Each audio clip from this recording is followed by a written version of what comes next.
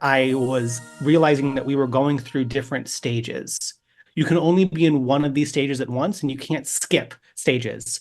As much as it would be nice to hire a COO tomorrow or a super high level teammate that runs the rest of your company, you can't do that if you're currently a solo. Your company has three different departments: a fulfillment department that takes care of your clients after they sign up for your services, a growth department that does all things marketing and sales, and then a back end operations department that does the stuff that isn't really applicable to either taking care of your customers or the growth. That backstage department tends to be something that we don't think about first when it comes to hiring and getting work off of our plate, but it's one of the best places to start bringing on a VA. As an entrepreneur, it is your opportunity and your responsibility to figure out what you really want.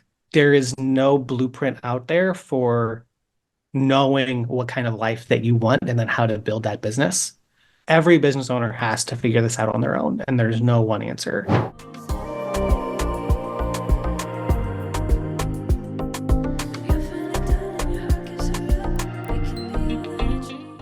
Hey there, everybody. I am so excited to have my friend Joey here today. I met Joey a couple years ago. We were working on some marketing stuff together.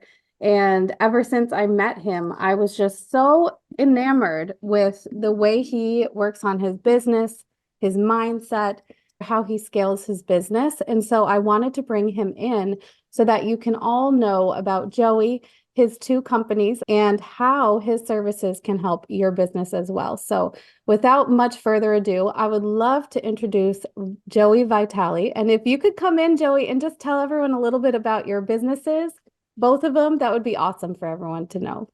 Oh my gosh, Erica, thank you so much for having me. First off, I just want to say that I am so grateful to be here. I started my law firm, Indie Law, about 7 or 8 years ago. And if I'm being honest, I started it mostly because I was really starting to get burnt out as a practicing lawyer. Felt like I wasn't really good at in the practice area that I got a job in, which was medical malpractice. And so I decided to quit without really a plan B, found this amazing world of entrepreneurs and this practice area of business law. Within the first year, transitioned that firm to focus on trademarks. Out of all of the things that a business needs legal help with, trademarks are really an initial first asset where if you don't take care of that, that could create a very expensive problem for a business relative to other types of legal issues. I had a lot of fun and passion around building Indie Law, my trademark law firm. But the more that it grew, the more stressed that I got.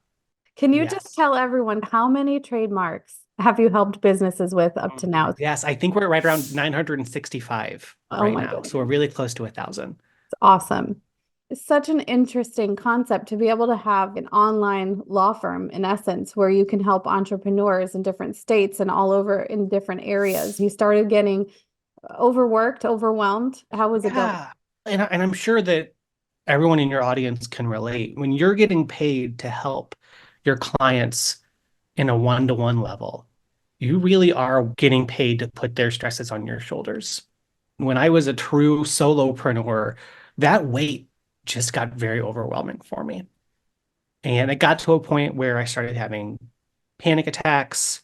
And it was less of actual problems that the law firm was facing and more of me catastrophizing about what if this thing turns into this huge problem and I want to make sure that all of my clients are taken care of. It got to a point where I realized that I had a decision to make. I could either intentionally keep the business small for the sake of my health and really just stay small to stay safe, or I could figure out a way to grow and scale the firm while also putting my health first.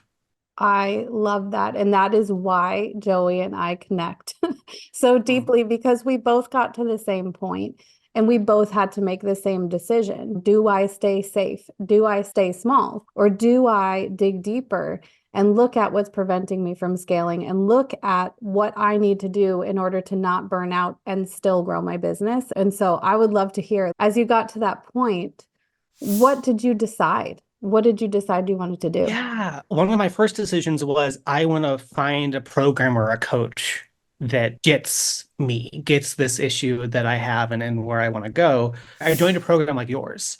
And when I got there, one of the main principles was if you want to be less stressed, if you want this business to grow without depending on you, then you need to build a team. You need to be putting together a layer of people who can take off those $5, $10 an hour tasks that aren't really a good use of your time. Yeah. That was when I got introduced to the world of overseas VAs or virtual assistants. And I'm not going to lie, I used to be a huge perfectionist and I fought this idea a lot. And I was like, I run a law firm. If mistakes gets made, that's really serious. Yeah. I don't know how I feel about bringing on a stranger to help me with any part of the business. I found a guy who seemed very trustworthy, who seemed very smart, and I started very small. I was like, I'm going to give you 5 hours a month. The first project that he did for months was every time we got a new client, he just created a new client folder inside our Google Drive. And that was it. Yeah. It was through that little baby step that I learned what was possible when I started trusting others. I think that is such a huge piece of delegating, of having a team. The first one is trust. So I think that is huge, especially for entrepreneurs in our world, very similar to your business. You're running a law firm. Details matter. Things need to be done properly. There's literally like zero room for error. And it's very similar with most of the entrepreneurs in our world. They're oftentimes paid multiple tens of thousands, if not hundreds of thousands of dollars to do the service that they're providing. And so when that's the case, it becomes very hard for you to trust. And so I think the first piece is finding the right person. Like you said, having to find someone that you could trust and starting small. And then there's also this piece of the fact that you may want to hire someone, but your business may not necessarily be able to support someone full time, may not be able to support someone even half time. And so there has to be this leveraging to where you start small, give somebody space and time to do certain pieces of your business that you can fully trust them to handle. And as your trust grows in your team and the person that you've hired, you can gradually add more tasks, give them more responsibility, and also leverage that newfound time that you have now. You started with one VA. And now Yes. people don't know this because we haven't gotten into this yet. Tell us a little bit more about Skybreaker. Skybreaker is another company that I now run that we decided to start based on the successes that we were seeing with indie law with our team. I was getting invited to conferences and law firm conferences, sharing here's what I'm designing my team to do. Here's what we're starting to train VAs up on. Here's how we're finding them, hiring them. I put together all of these free Google Docs for these presentations. And at the end of the presentation was just like, here's a link. I went to enough conferences where hundreds of people were downloading these Google Docs. And I say that because I followed up with them and confirmed that out of the 100+ people that opted into these Google Docs that were like my SOPs for how I'm using VAs, less than 1% were actually using these processes. Mm, I was like, hey, if I were to create a course or a program yeah. that was paid that walked you through how to use these, would you be interested in investing in it so that you could take action and actually use these? And they were like, Joey, if I'm going to pay you, I'd rather pay you to just do. To do it for me, right? So that was the seed of how we could create what is now our VA Finder service, which is the main offer inside of Skybreaker. But the reason why we got there was because we went from having that one VA that was doing 5 hours a month to having a team of about 24, where over half of the team was overseas VAs. For us to get there, I was realizing that we were going through different stages. You can only be in one of these stages at once, and you can't skip stages. As much as it would be nice to hire a COO tomorrow or a super high level teammate that runs the rest of your company, you can't do that if you're currently a solo. Yeah. And so we evolved from stage to stage. One of the reasons why we call it Skybreaker is because a lightning bolt literally breaks through the sky. And we want to help business owners continue shattering ceilings and leveling up with respect to their teams. And that's really important. I can't imagine going from your team and then adding one VA and then going to having 24 team members and half of them are VAs from a business owner standpoint. How could that affect a company like yours to have that many people behind the scenes helping with the day-to-day, the overwhelming tasks, the never-ending to-do list, but at an affordable price point? How did that free you up to do things that you wanted to do more? I love that you ask about profitability because I think way too often people get obsessed just with bottom line revenue numbers instead of, okay, how much is the company profiting? How much am I taking home? When we help people with team building, we prioritize three things. One, how can we make sure that your systems and processes and SOPs are strong so that all of your teammates are doing things your way in the right direction? Number two, how are you creating that dream team in place with those different stages? And then three, we want to make sure that we do it profitably because it's not difficult to find people who can solve your problems as a business owner, but you might have to pay a lot of money for them to come Huge. on board and help you in those ways. Whenever you add to your team, you are either throwing money at the problem by Mm, hiring someone to do something that you don't know how to do, and you're paying them probably more than your business should be paying them, right. or you're investing in someone where you're going to delegate your solution. And that's where bringing on an overseas VA works best. The part of the reason why we can do this in such a profitable way is because we're not necessarily bringing on this teammate for their expertise. We're bringing them on because we've done the work of creating a really good system and process that we can train a beginner at. And within 30, 60, 90 days, they can get trained up into mastery on it. And that's when you see the huge profitability. I know that a lot of people, including myself, these were the things that were coming through my mind when it comes to overseas VAs. Number one, how can I trust? Number two, how do I find someone that's going to be a match? Number three, it's going to take a lot of time to do that. Then number four is what do I delegate to an overseas VA? What I want to point out is that with our business and with many of our audience, their businesses, again, we're doing very highly skilled tasks. When you're charging industry leading prices, when you're charging tens and hundreds of thousands of dollars to provide a service, there is a segment of your team that has to be highly skilled.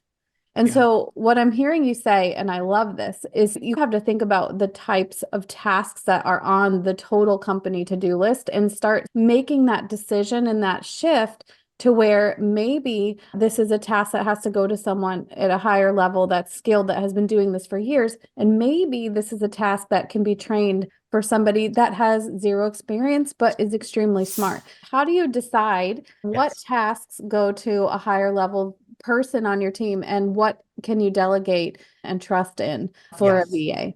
I love this question. So one thing that we do with all of the customers inside our programs that we offer is we walk them through what we call our elevator team chart. We call it an elevator team chart because the idea is over time, you and your teammates should be elevating your roles. So Mm, we bring this up every quarter with our team, but we also show it to candidates that we're about to hire, saying, here's the position that we want to hire you for. And 1 to 3 years from now, where would you love to be higher in yeah. the company? We do that because I've learned that not all team charts are created equal. And most team charts are visually organized where everyone's name is only put in one place on the chart. Where if you're the business owner, that means you're at the top. And then if you have a teammate, they're somewhere below you and there's a line drawn. Our chart takes into account all the different roles and the different hats that you're wearing. And if anyone wants a copy of this, I'm happy to give it to you guys. But it's a really nice breakdown for you to just see all of the different roles at a CEO level, at a leadership level, at a manager level, and at a doer level. Once you write all of that down, you can see all of the different doer level tasks that you're still doing. Mm, And not all of those doer level tasks are super high value, even if what you offer is the high ticket service. As an example, what we tend to see and recommend to people that are bringing on their first VAs is to consider visualizing that your company has three different departments: a fulfillment department that takes care of your clients after they sign up for your services, a growth department that does all things marketing and sales, and then a back end operations department that does the stuff that isn't really applicable to either taking care of your customers or the growth, bookkeeping, managing your inbox, potentially hiring new people, SOP management, all that good stuff. That backstage department tends to be something that we don't think about first when it comes to hiring and getting work off of our plate, but it's one of the best places to start bringing on a VA. We tend to see a new VA filling a lot of executive assistant roles, like managing your email, your calendar, managing your company's SOPs. One really great metric to give a new VA is to say, hey, every week you are going to either be creating or revising a process in our company. I love that. And that can be a really great way where they're not interacting with clients at all. They're not even touching any marketing assets. They're just helping you organize the SOPs and processes and systems that you have or should be having in your business. Yeah, that is important because I think SOPs and systems and processes, everybody knows we need them, but nobody wants to do them. When you're a service entrepreneur, like you said, your primary focus is either in bringing in new clients or serving the clients you have already. The back office or the behind the scenes stuff is the one thing that you don't necessarily pay attention to first. However, it is the thing that gives you stability to scale. So Yes. I love that idea. Let's talk a little bit about ethics of overseas VAs. Typically, overseas VAs, their hourly rates can be a lot lower than the United States or other countries. And so my question for you is, how ethical is it to hire someone for 8, 9, 10, 12, 15 bucks an hour plus? In your experience, what have you learned about that? Yeah. Let me just first say that if you want to set a standard and rule in your company, for example, I work with a company that's based in Seattle. They've made it a rule that no matter where their people are based, they're going to pay everybody at least minimum wage in Seattle or more.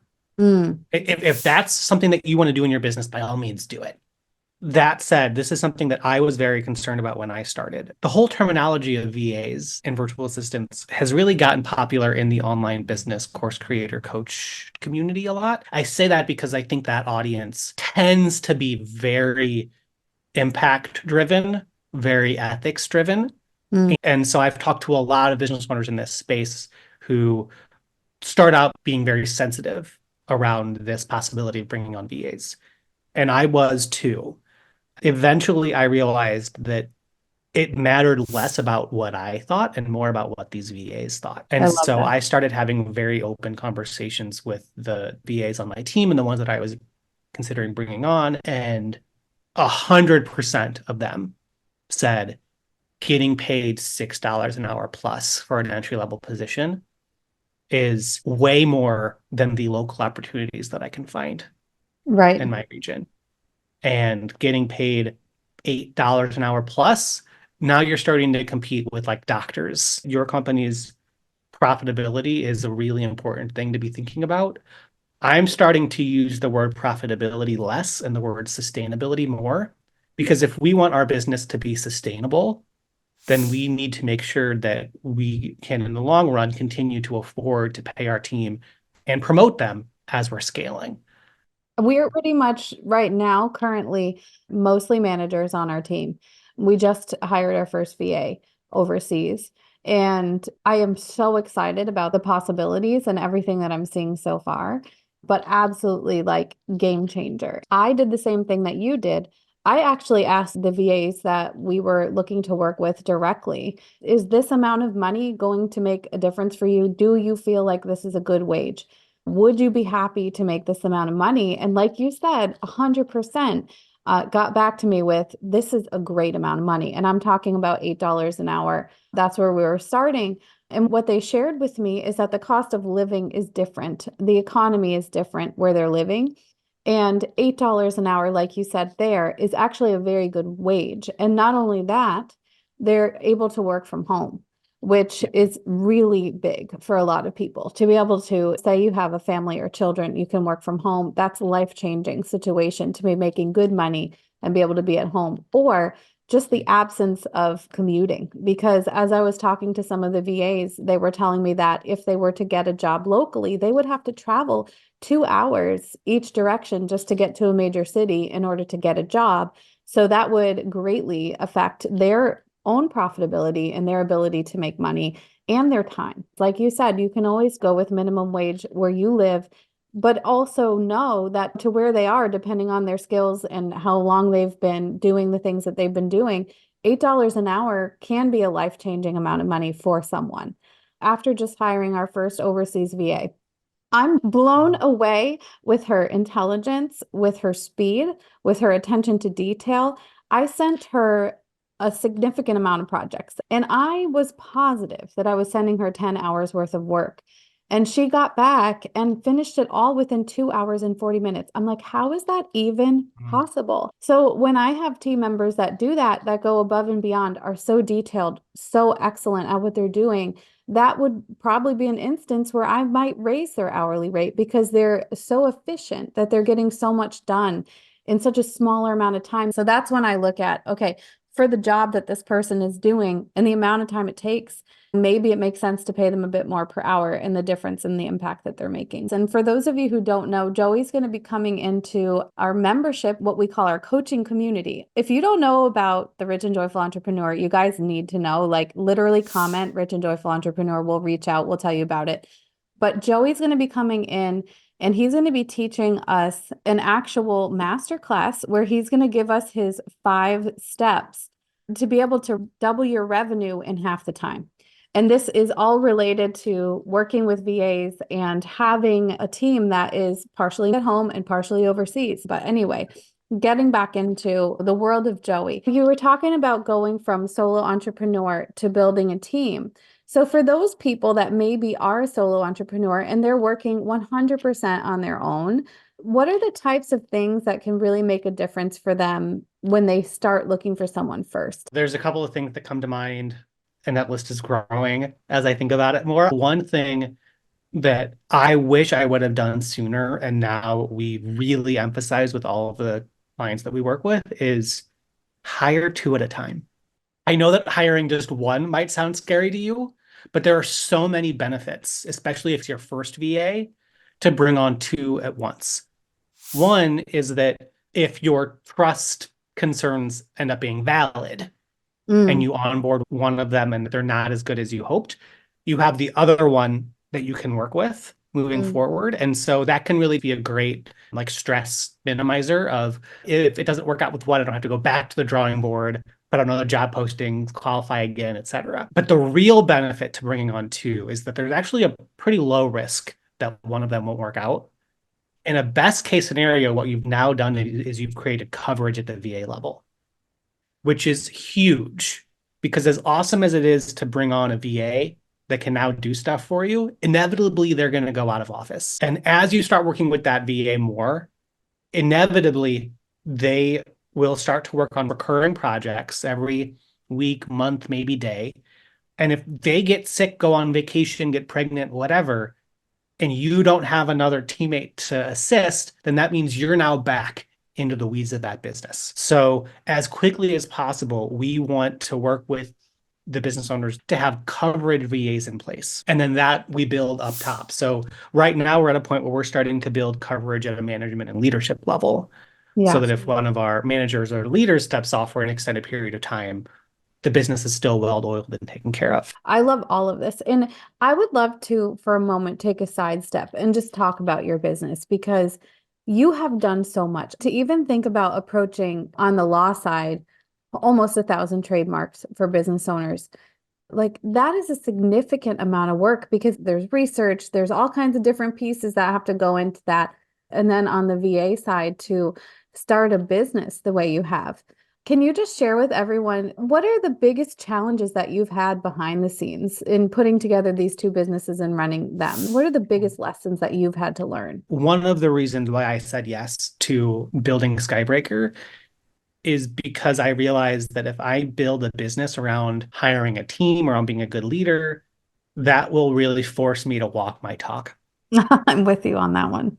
I say that because every time I myself have gone against the principles that I preach, there have been negative consequences. We talked earlier about when you're bringing on a new teammate, how you can either throw money at the problem, hire a more expensive teammate to come in and help things because you don't know the answer to it yourself, versus figuring out a strong system, SOP process, and delegating your solution. In the past year, there have been a handful of times where I thought that I was being smart by paying more to bring in an expert. Mm. And that created larger issues when that relationship ended. And then our team had to figure out that instead of being like, oh, we can just trust this person to do whatever. And so that's been big. The other challenge that we've identified as we build both of these is, and I say this knowing that every business owner has to figure this out on their own, and there's no one answer. But as an entrepreneur, it is your opportunity and your responsibility to figure out what you really want. And there is no blueprint out there for knowing what kind of life that you want and then how to build that business. And last year was a lot of experimenting with me in terms of how can I really build Skybreaker specifically by design so Mm. that it lights me up, I have fun with it, and we have the impact that we want to make. I learned throughout the year that the more I get to doing less and less legal work, the more I really love being able to run a law firm that only requires about an hour of my time a week to do the legal work. Guys, an hour a week to run a law firm. So I want you all to just realize like the level of mastery in business that someone has to have in order to create that as a reality. That's huge. Now, what Joey is talking about, this is so important because to be able to build a business that you love, you have to pay attention to your intuition. What I'm getting at here is that it's going to be different for all of us. So, what Joey's going to love and what you're going to love, what I'm going to love, they're all going to be different. It's so important to just look at number one, what it is that lights you up. Number two, how can you actually optimize, maximize, and build a powerful business to where you can work less hours but have a larger impact? And a lot of that has to do with having that team that you trust. A lot of that has to do with leveraging, because a lot of times we talk about in the service entrepreneur world, you have to leverage and balance your sales with your production. So you have to grow your sales and then you have to balance it with the team producing the actual work. What will happen is sometimes the sales will outweigh the production. Then you have to work on bringing your team up on the production side to match. Sometimes you'll have too many people producing and your sales are low, and now you get to where your revenue or your sales are light and you need to work on that. Yeah. There's so many things that go along with creating a service business, but you can build a service business where you are actually the visionary and the creator and the overseer and the director. And I find that so many people think that they can't do it. And so I want to say Joey and I right here are two examples of people who have done this. I want you to look really deep into your soul and see, is the way I'm doing business right now healthy for me, good for me? Am I enjoying this or am I not? And then I'm going to challenge you guys. If you are overwhelmed with your to-do list, you never seem to make it to the bottom of that list and it keeps growing and growing. This is a challenge for you to actually look at that and not just sweep it under the rug, not just say, this is the way business is, but challenge yourself to say, I don't want to have a business like this. It doesn't mean you don't want to have your business. It means that it's time to make a shift. But Joey, to hear that you are running a law firm at around an hour per week, and then to put two and two together with me thinking about running our branding, website design, and social media management services side of our business, and I'm only putting in an hour or two at most per week, that's something for people to take note of because I don't think that's normal. And I want to make that the new normal. Yeah, it's interesting because there's a mastermind that I would love to join, and I fit their minimum requirements in terms of where our business is at, except I run a service-based business, not a company that mostly does courses and programs. And I respect that. And I think that one thing that can get lost is that I think a lot of people assume that a service-based business is not a well-leveraged business. And what I think you and I are both doing, Erica, is saying, yes, it is totally possible to have a more passive service-based company.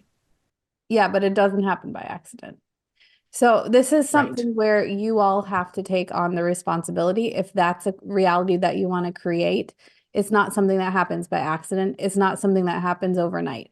Joey and I, we look at our businesses and we look at what isn't working well, what needs to shift, how do I shift it? Yes. And then not only that, how do I improve this and optimize it to its maximum capability? So we're Yeah. not just going to accept the status quo.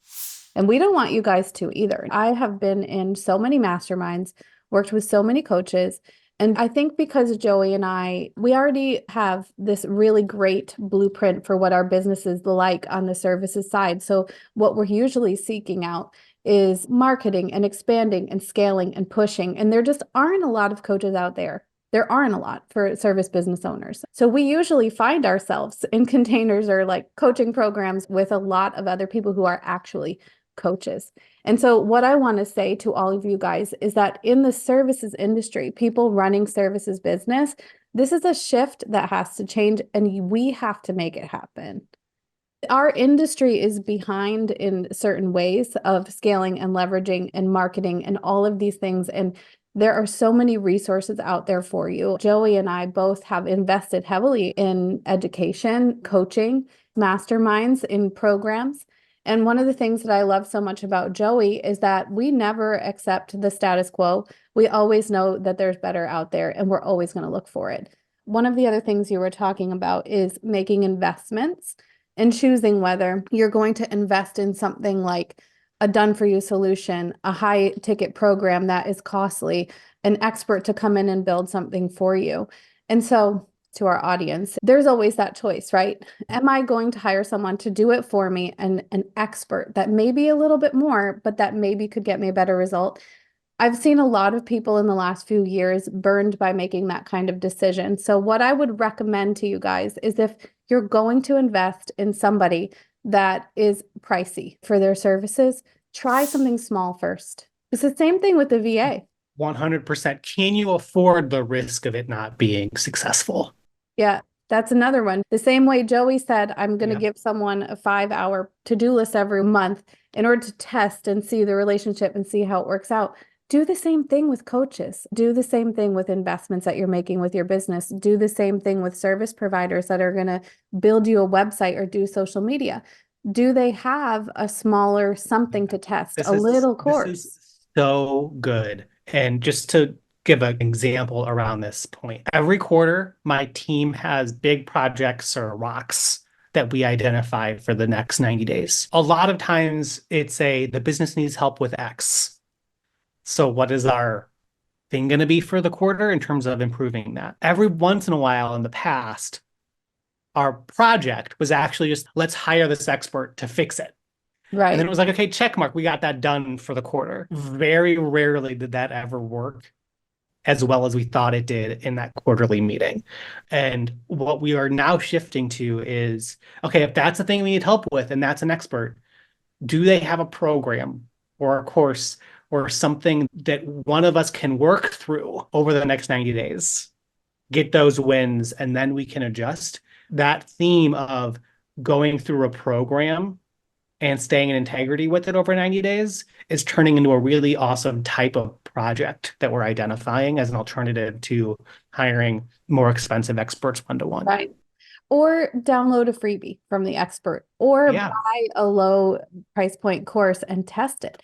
See if you agree with how they put things out there. See if you agree with the way that they're going to solve the problem, because that's something that I've learned a lot in the last few years is I could invest a lot of money in a solution, but if the way that the person, whether it's a coach or a service provider, is going to solve my problem is not the way I want to do it, then I'm going to get to the end of whatever this investment is and then realize I don't want to do it this way. Also consider the opportunity cost. For example, in our world, we have people that come in and they invest in branding and website design with us.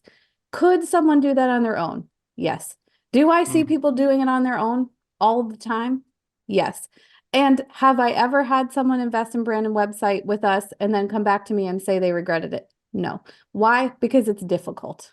It's Yes. not easy to do it Sure. right. And it's a high ROI solution, right? So that particular piece of building your business, that will come back to you 10 and 100 fold. So I think just consider the opportunity cost if you're deciding to go with an expert that comes in, does the work, do your homework, do your due diligence, test them, make sure you feel right. If you take their mini course and you feel really good about that relationship, chances are you're going to feel really good about a higher end investment. If people are in your program and they are now looking at other things that they can look at to invest in, they now have the opportunity to come to you, Erica, and say, hey, here's something that I want help with that I'm thinking about investing in. Erica, can you help coach me through whether I should say yes to this investment or explore another opportunity? Yeah. Yeah, 100% true. That is such a big win. I can't tell you how many times I've wrestled with a business decision investment wise and then realized, oh, I have a coach that I could go to bring up this opportunity and get his feedback on it. Mm, And so if you have Erica already in your network and you're in her program, you're in her world and have the ability to bring this stuff up, like use that Facebook group or whatever the container is to ask these questions. yeah. Ask the questions. And then I think the other thing to look at, guys, is if someone's going to be able to help solve your problem, whatever that is, in a small way, then that person you can trust. If you feel comfortable, you feel good about the results that they're providing, whether it's like a service provider that's coming in to solve a problem or a VA that's installed onto your team as a regular person in your world, just look at that. If they can solve a small problem and get big results, that's a great indicator that you can trust them with a little bit more.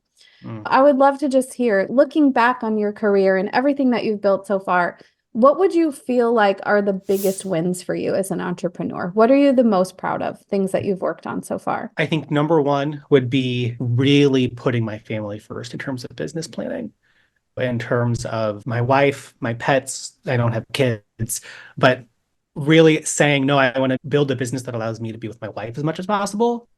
I live in a separate state than where my parents and most of my siblings live. So really prioritizing trips to see them. And then I go to Sicily at least once a year to see Mm, my family that lives in Italy.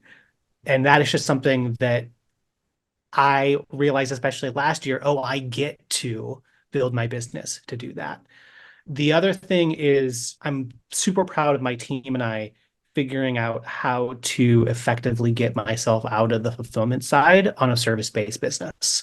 When I was in law school, there was this thing called a law clinic, where as a law student, you could have very limited exposure to working with clients. And the faculty member was a practicing attorney, and there were many layers of checks and reviews before stuff got sent to the client. As uncomfortable as it could get inside that container, I knew that I couldn't make a mistake that would jeopardize these people that were coming to this free clinic. We created a very similar setup with our team where we really slowed down to speed up in terms of fulfillment. And for a while, I was working more on legal work than I was in the past, but I was doing it with this intention of getting myself out of it.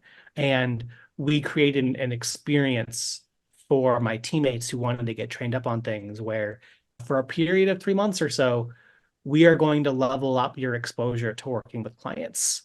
mm, As much as I take serving my clients well very highly, I was like, I also want this team to not freak out about making mistakes. And yeah, how can I create a space where their performance isn't tanking because they're so worried about getting something wrong? And it was that clinic or training program that we designed and then leveled up the team into that it has now resulted in, especially VAs that had no legal experience 2 years ago, now leading the rest of our legal team. I love that. And I do want to point out for those of you who are listening, there's a set of the entrepreneurs who are listening to this that have a service business to where they don't want to delegate certain pieces of the fulfillment. For example, they're an artist. For example, they are designing something. And so that is their true joy. And so this goes right back to what Joey was saying earlier about understanding your big picture vision, how you want to create the company, the way you want it to operate. These are all decisions that only you can make and that only you really know the answer to. How are you going to show up to your highest level? Who do you need to support you in order to do that?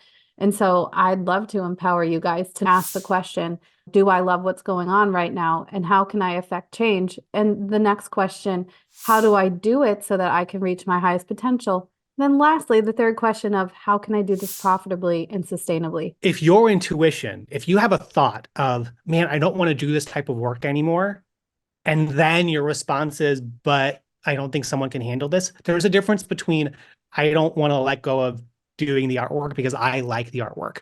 But Right. if you have the thought, man, I would love to stop doing this part in the business, that is a sign from God, the universe, whatever, that it's possible to design the business so that you're not doing it.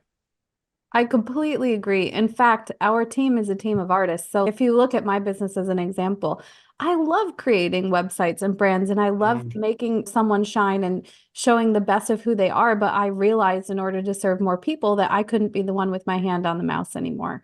So, yeah. very similarly to what Joey was talking about, we had to make sure that any knowledge or guidelines that I would create with that I pass those on to my team. And now we have people on our team that are even more skilled and talented than I am, that are better designers than I am.